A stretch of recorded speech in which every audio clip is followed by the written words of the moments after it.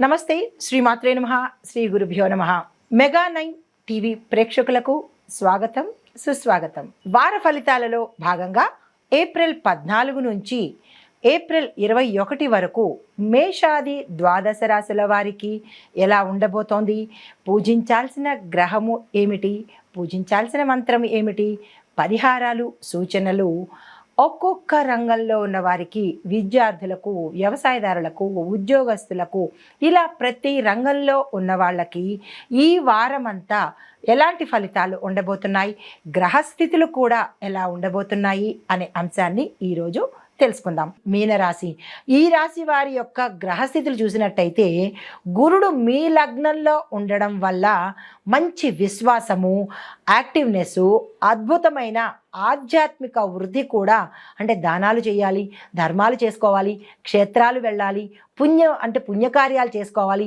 మంచి పనులు చేసుకోవాలి అనే తలంపుని ఇస్తాడు.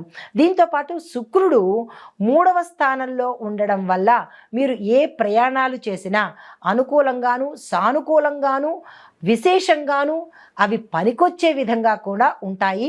ఆ ప్రయత్నాలు చేసుకోండి. అయితే విద్యార్థులకు చూసినట్టయితే పరిశోధన అనగా రీసెర్చ్ డిపార్ట్మెంట్లోనూ సైన్స్ రంగంలోనూ మీకు విపరీతమైన విజయము, వృద్ధి గోచరిస్తోంది.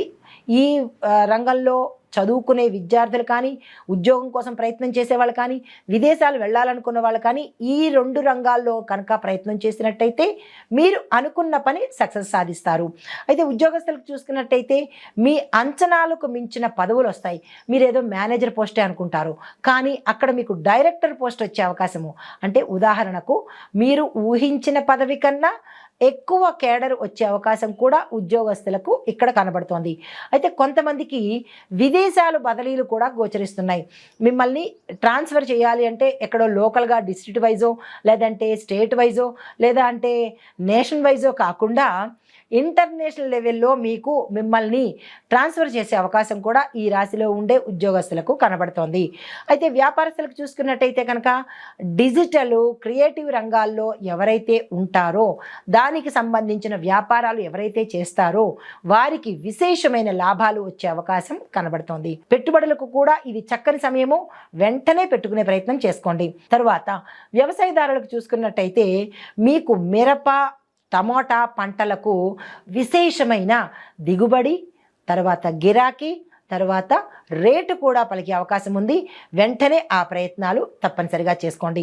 ఇక్కడ మరొక విశేషం ఏంటంటే, మీరు ఏదైనా విత్తనాలు కొనుక్కోవాలన్నా, లేదా నీటికి సంబంధించినటువంటి జాగ్రత్తలు తీసుకోవాలన్నా ఈ సమయంలోనే తప్పనిసరిగా తీసుకోండి. దానికి సంబంధించినటువంటి ఏవైనా లోన్లకు వెళ్ళాలన్నా, లేదంటే వ్యవసాయ పనిముట్లు కొనుక్కోవాలన్నా ఈ వారం రోజులు మీకు అత్యంత అనుకూలము. తప్పనిసరిగా ఆ ప్రయత్నం చేసుకోండి. తర్వాత ఆరోగ్యపరంగా చూసుకున్నట్టయితే ఎటువంటి అనారోగ్య సూచనలు లేవు. చిన్న ఏవో తలనొప్పులు, ర్యాషెస్ రావడము ఇలాంటివే తప్ప పెద్దగా అనారోగ్య సూచనలు అయితే ఈ రాశిలో వాళ్ళకి కనపట్టలేదు. అయితే కుటుంబపరంగా చూసినట్టయితే శుభకార్యాలకు సంబంధించి నిర్ణయాలు తీసేసుకోండి. శుభకార్యాలు చేస్తారు. శుభకార్యాలకు సంబంధించి ధనం కూడా వచ్చే అవకాశం ఉంది. వివాహ ప్రయత్నాలు సక్సెస్ అవుతాయి. పుత్రుల కోసం కానీ, సంతానం కోసం కానీ ప్రయత్నం చేసే వాళ్ళకి సక్సెస్ అయ్యే అవకాశం ఉంది. వెంటనే ఆ ప్రయత్నాలు తీసుకోండి. భార్యాభర్తల మధ్య అన్యోన్యత ఏర్పడుతుంది. బంధుమిత్రుల రాకపోకలు ఉంటాయి. కుటుంబ వాతావరణం సరదాగా, ఉల్లాసంగా, ఆరోగ్యకరంగా చక్కగా ఉండబోతోంది. ఏ నిర్ణయాలు తీసుకున్నా కీలకమైన నిర్ణయాలు, భూమి, గృహ, వస్తు, వాహన, బంగారము, ఇట్లా మీరు ఏదైతే చెయ్యాలని అనుకున్నారో this is the right time. దీన్ని మీరు ఉపయోగించుకునే ప్రయత్నం చేసుకోండి. అయితే ఐటీ రంగంలో ఉన్న వాళ్ళకి చూసినట్టయితే కల్చరల్ ప్రాజెక్ట్స్లో ఎవరైతే చేస్తున్నారో వారి యొక్క ప్రతిభ వెలుగులోకి వచ్చి వారి టాలెంట్ గుర్తించబడి వారికి ప్రమోషన్స్ రావడము, ప్యాకేజీ పెరగడము, వీలైతే విదేశాలు కూడా పంపించే అవకాశము, లేదు కొంతమందికి ఇక్కడిక్కడే వేరే కంపెనీల్లో మారే అవకాశం కూడా గోచరిస్తోంది. తర్వాత కాంట్రాక్టుదారులకు చిన్న ఒప్పందాలు వస్తాయి, కానీ పెద్ద ఒప్పందాలు, పెద్ద కాంట్రాక్టులు వచ్చే అవకాశం లేదు. నిరాశ చెందకండి. తర్వాత రాజకీయ పరంగా చూసుకున్నట్టయితే కొంతమందికి ప్రాధాన్యత పెరుగుతుంది. మరికొంతమందికి, అంటే నక్షత్రాల రీత్యా ఈ రాశిలో ఉన్నవారైనప్పటికీ నక్షత్రాల రీత్యా కొంతమందికి విపరీతమైన గుర్తింపు కలుగుతుంది. కొంతమందికి తక్కువ స్థాయిలో గుర్తింపు కలుగుతుంది. తొందరగా వెలుగులోకి రాలేని పరిస్థితి ఇక్కడ గోచరిస్తోంది. అయితే పూజించాల్సిన గ్రహము, మీరు గురుడుని పూజించాలి. గురుగ్రహానికి సంబంధించినటువంటి మంత్రము ఓం గుం గురవే నమః. ఈ మంత్రాన్ని 24 సార్లు ప్రతిరోజు పఠించండి. ప్రత్యేకించి గురువారం రోజు కనుక పఠించినట్టయితే విశేషమైన అనుగ్రహాన్ని పొందుతారు. అయితే మరి మీరు ఇవ్వవలసిన దానాలు పసుపు రంగు వస్త్రాలు, పసుపు రంగుకు సంబంధించినటువంటి వస్తువులు దానంగా ఇవ్వండి. దీనితో పాటు చిన్న పిల్లలకు బట్టలు కానీ పుస్తకాలను కానీ దానంగా ఇవ్వండి.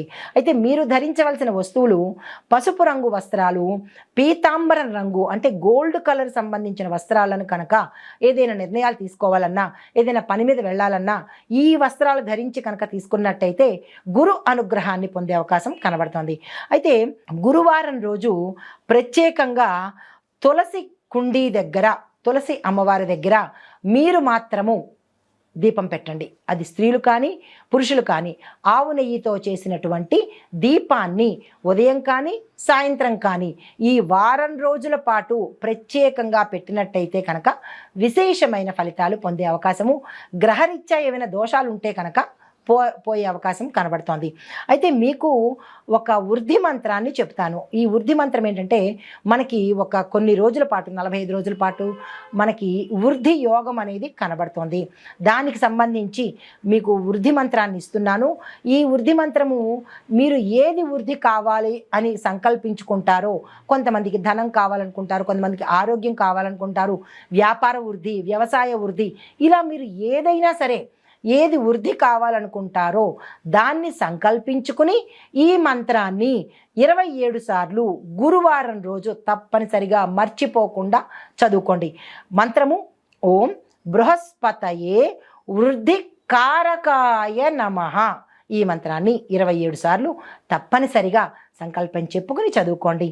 ఇది ఈ రాశిలో ఉండేవారికి చెప్పదగిన గోచార రీత్యా ఫలితాలు, పరిహారాలు, మంత్రాలు, ఏ గ్రహాన్ని పూజించాలి, వృద్ధి మంత్రం కూడా మీకోసం స్పెషల్గా ఇచ్చాను. మెగా 9 టీవీ ప్రేక్షకులకు నమస్తే.